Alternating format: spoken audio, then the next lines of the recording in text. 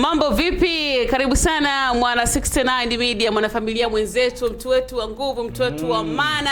Tunakukubali sana. Na hii ni The Gossip Table, meza ya wambea. Na sisi tunakuwa tuko hapa kuhakikisha kwamba unakupa kile kitu ambacho roho yako inapenda, zile story ambazo zinaendelea kumiminika huko mitandaoni, lakini pia kwenye familia, kwenye jamii ambayo imetuzunguka. Mimi hapa ni Sami Baby, lakini nguvu hii siipati peke yangu, mpaka niwe na ndugu yangu hapa.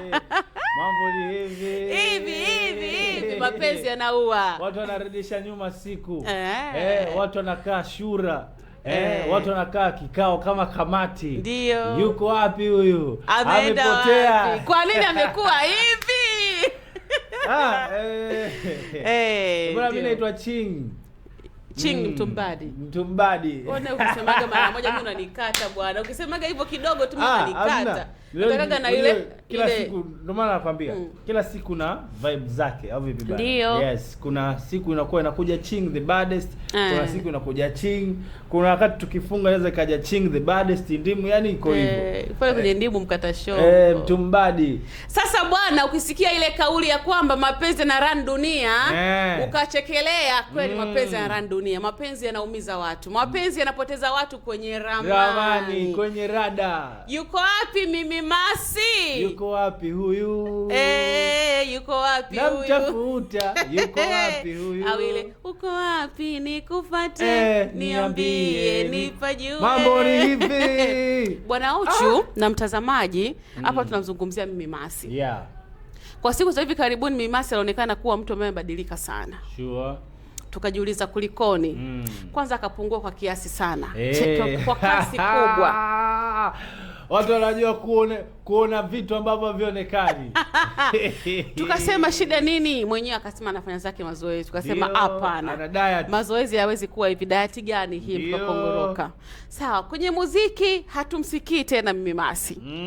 Mimi nikapekenyua, nikajiuliza, nikatembea nikauliza waja. Inasemekana eti sababu ya Mimi Masi kubadilika muonekano wake na kupotea kimuziki ni baada ya penzi lake na Mario kuvunjika na kupotelea hewani.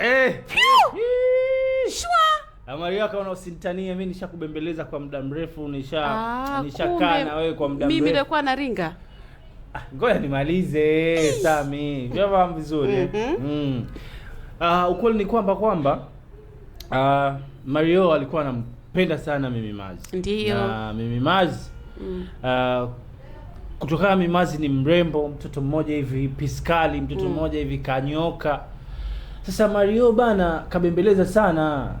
Ndio. Yaani kabembeleza sana mpaka kuna kipindi tukapata kusikia kwamba Mimi Masi sijui alikuwa anatoka na Diamond. Unakumbuka yani Mimi Masi alienda kwa Diamond kwake, anaonekana kwenye swimming pool. Yes.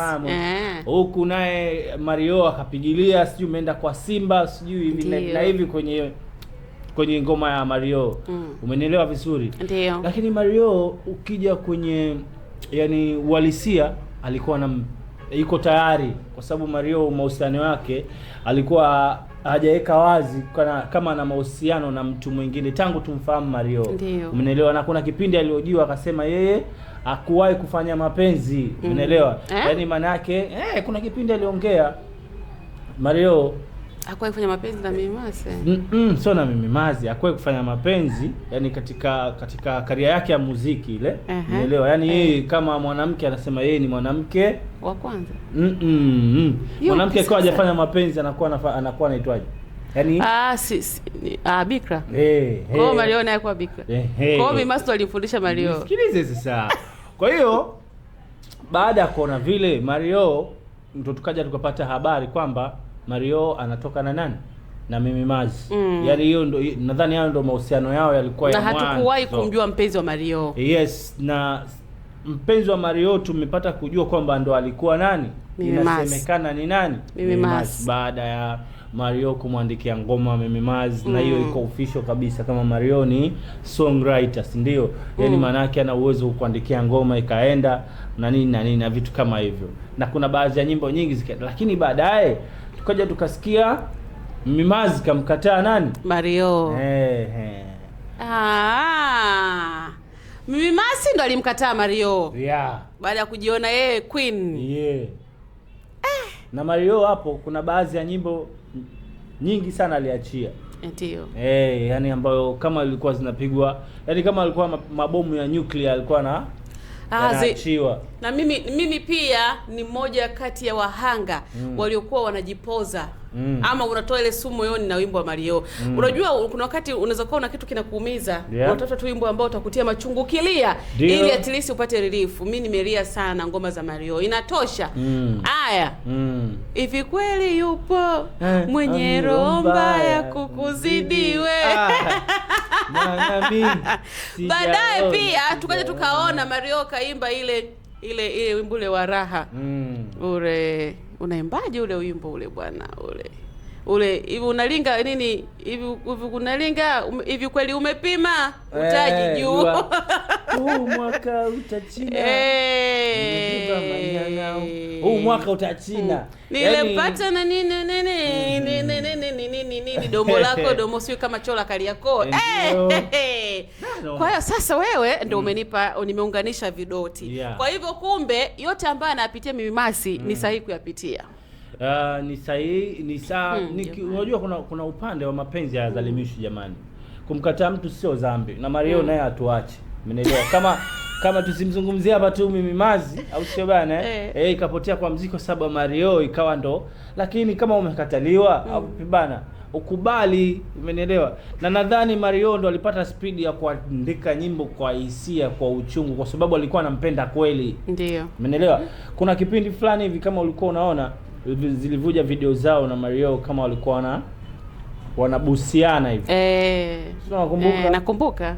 Zikavuja.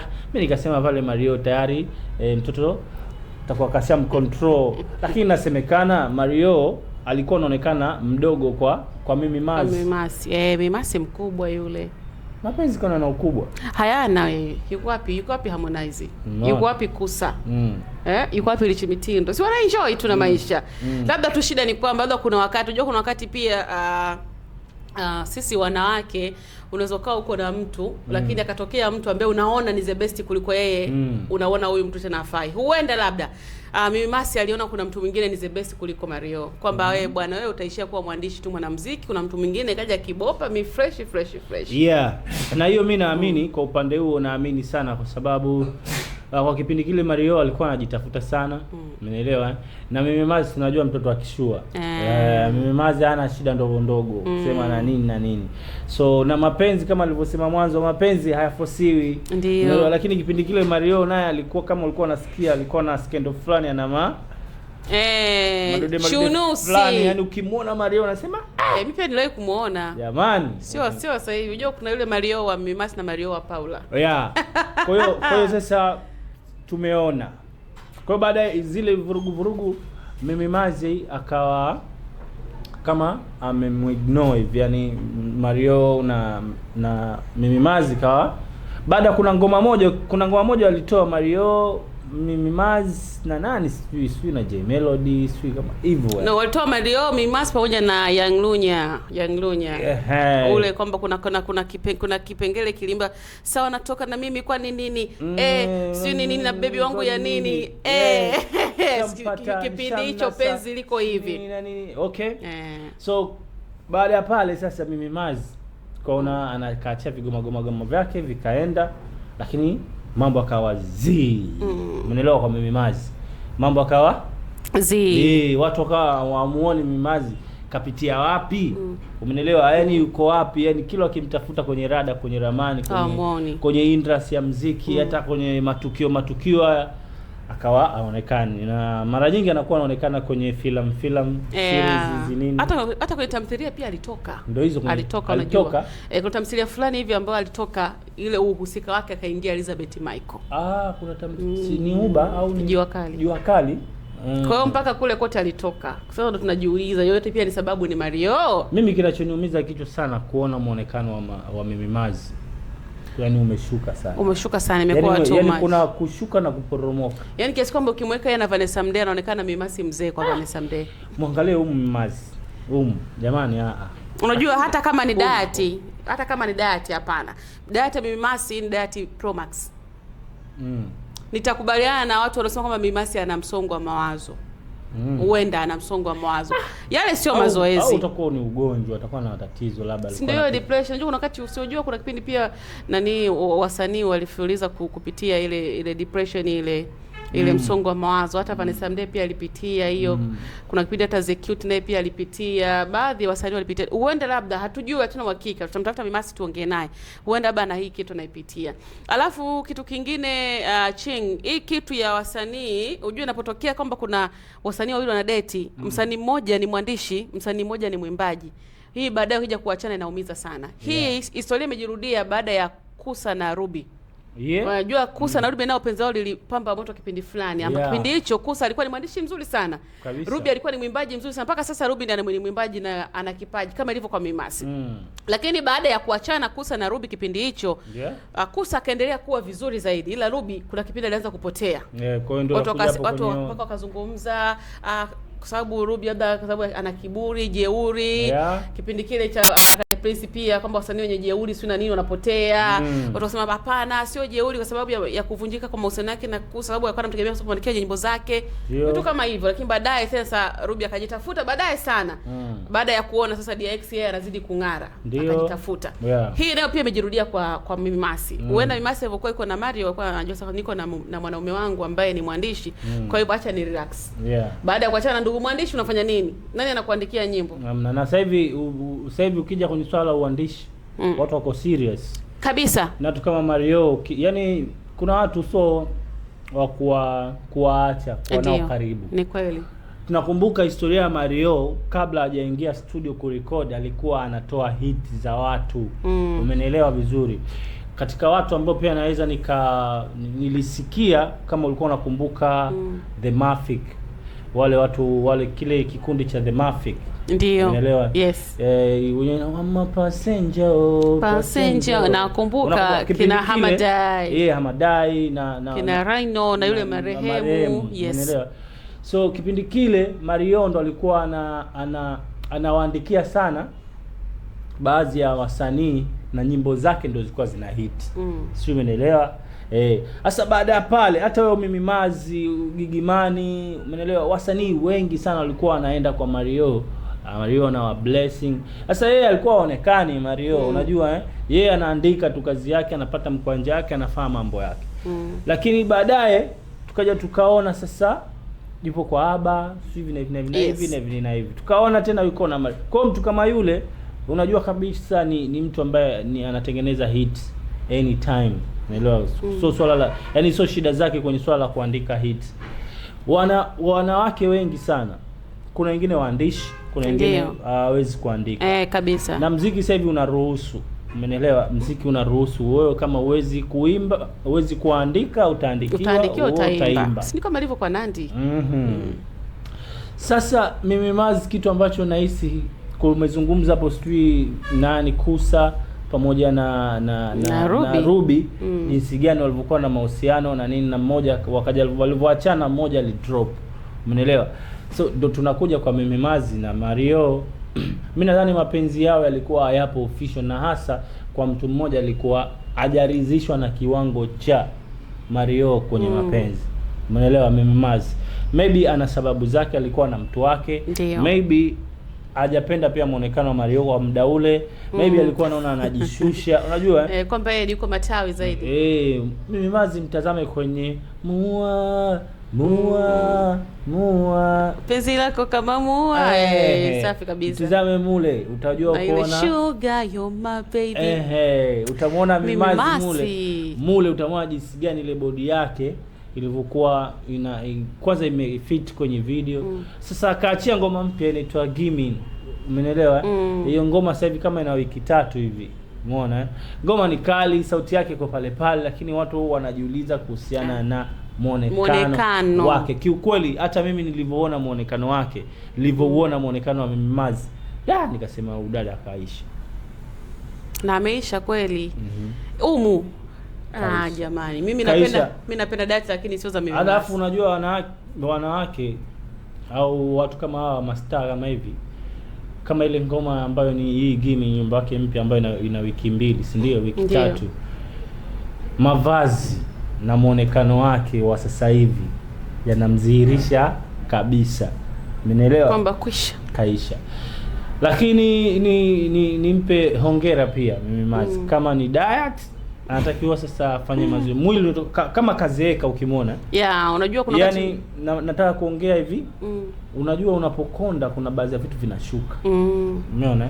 Nyama hizi. Na ambayo ukiwa kama ulikuwa una nyama fulani zimejaa. Nyama humu. Yaani kama mzee, yani humu unakuja kuona kama mzee. Yani mpaka kurudisha ile fitness ya body. Umeelewa? Yani mwili wako kabisa kuonekana sasa hapo umekaa sehemu salama au umekaa sawa.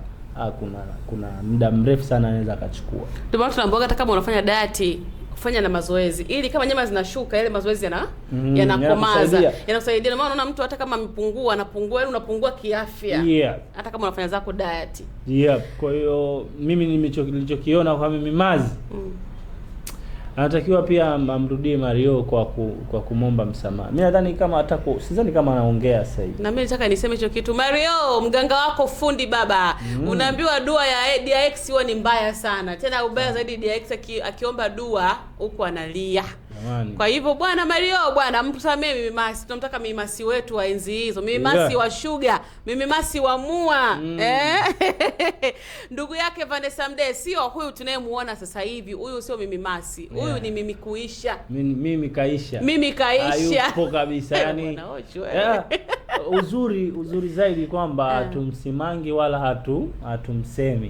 Umeelewa? Tunaongea kitu uhalisia. Hata yeye mwenyewe nahisi anakutana navyo kwenye mitandao ya kijamii. Umeelewa vizuri? Yani kwamba ukija swala la mwili, swala la Mimi Mazi, hapa tumsimangi. Tunamwambia ukweli kwamba kuna wakati unatakiwa utumie maamuzi sahihi. Ndio. Au Mungu pia anapanga, lakini kuna vitu vingine sisi tunavipanga, Mungu anapitisha. Mungu anapitisha na kuamua. Unafikiri sisi tunaamua, Mungu hajavipanga. Kwa hiyo ni batuje kusikia skendo yote ya Mimi Mazi labda anatoka na msanii fulani. Zaidi tu ile tu ya Diamond ndio tutetemesha kidogo. Na Diamond unajua kila story naye anakuwemo. Kila story na Mondi anakuwa yuko tu pale na tunamweka pale. Na uzuri zaidi bana, mimi nilikuwa nategemea zile skendo nini Mimi Mazi atajipendekeza basi kutokota kuna goma. Na mimi nilijua naye angetumia nafasi vizuri. So umeenda tu kwenye swimming pool la Diamond umeogelea, kwani wewe kwako hauna swimming pool? Si muhimu kwamba ameenda kwenye nyumba Star. Picha, muhimu picha. Wakati hukutumia vizuri. Mimi Mazi alikuwa na wakati mzuri sana. Lakini niombe kusema hakutumia wakati wake vizuri. Hata kama hakuwa anamhitaji Mario, basi at least angeutumia ule wakati kufikisha mziki wake mbali. Kabisa. Unajua kuna watu wana akili wewe. Unajua sio kila mtu anayemwona kaona mtu fulani kwamba wanapendana, no. Mwingine pale yuko pale kwa ajili ya kufikia malengo yake. At least ungefika kule ambako unatamani kufika. Lakini pia mimi nizungumze na wasanii. Wasanii msiruhusu sana mapenzi ya waendeshe akili kiasi kwamba mshinde kufanya kazi zenu za muziki. Na hii kitu wasanii na wakuta. Yaani mapenzi yanawaendesha. Tumetoka kuzungumzia juzi sijui jana hapa ya kuhusiana na Chief Goodlove na Pipi Jojo jana tu. Ni lebo yake inaitwaje? Chief Food Music. Umenielewa? Sasa tumetoka kuzungumza hapo. Kuna wakati tumia fursa unakutana nayo. Ndio. Ukimwona mtu amekuzidi uwezo.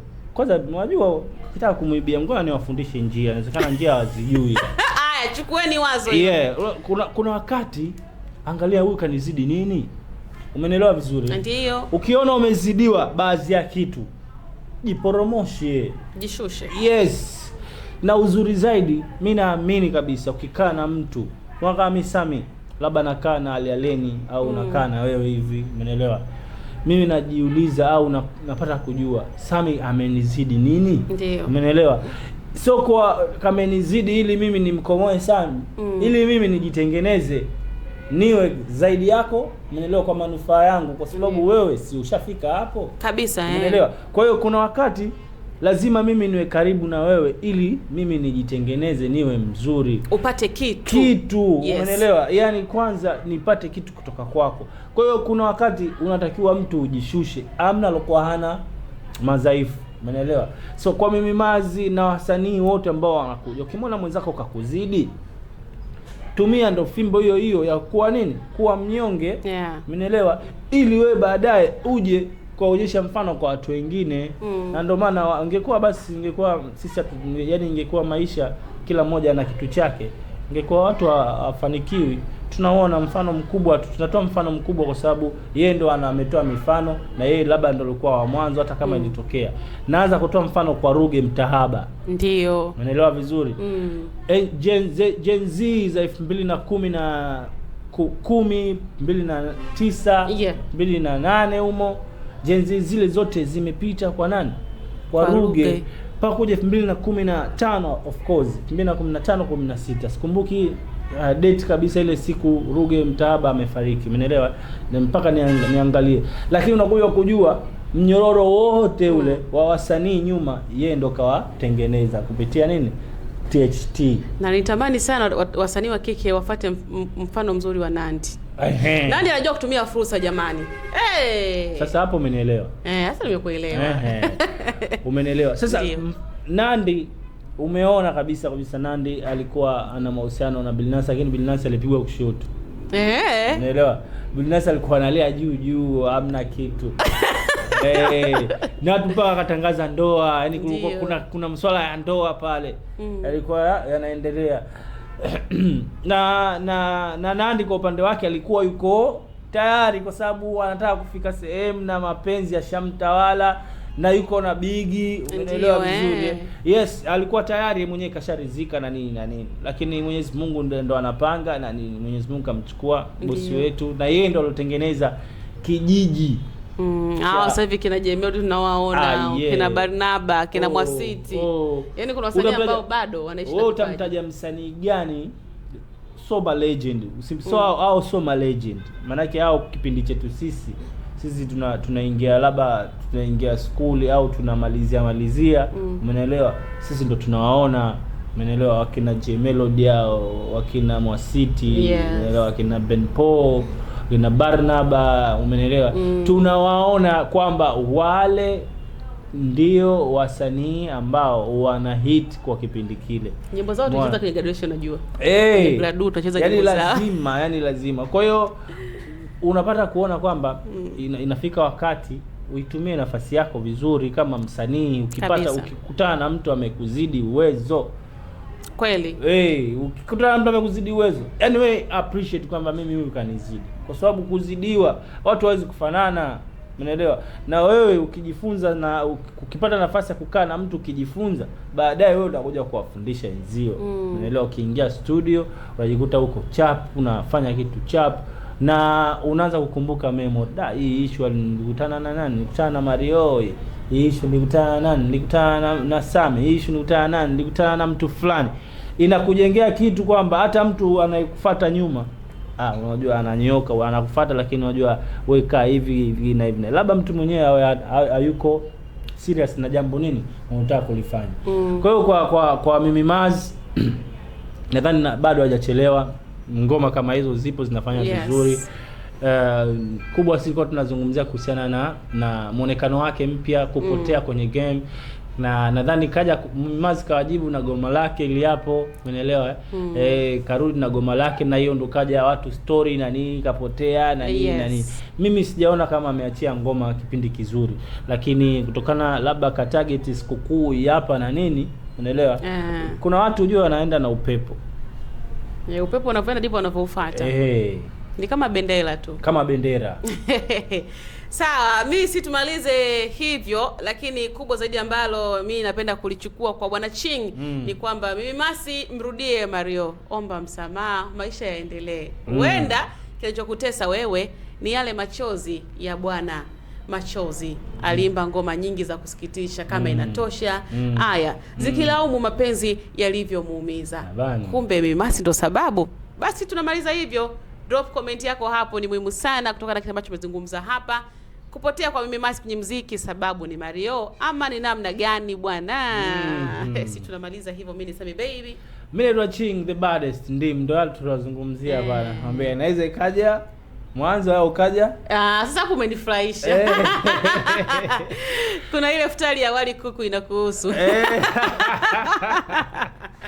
Si tunagana na wewe till next time, bye bye. Big time.